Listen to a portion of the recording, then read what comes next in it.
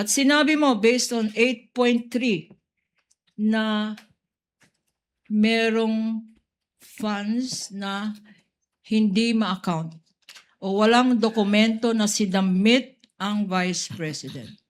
Tama? At ang DepEd. Tama?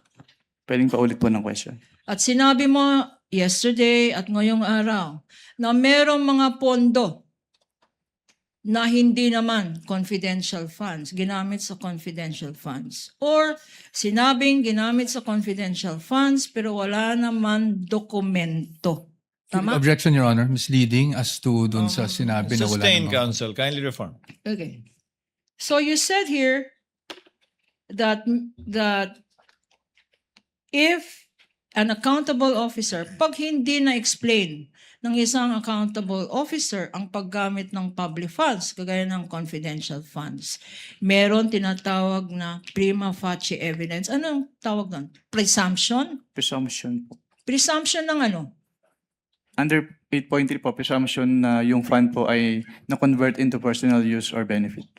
Presumption na na-convert for personal use or benefit? Applicable dito sa sinabi mo.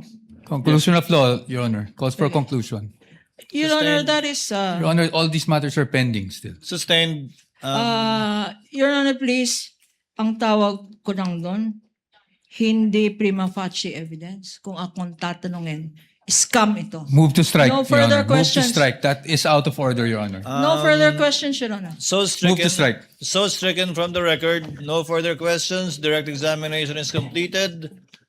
Counsel for Respondent Attorney Poa, we shall have your cross after we resume for a brief lunch break. We shall resume at 1:15 for our lunch break. Thank you, Your Honor. Trial is in recess.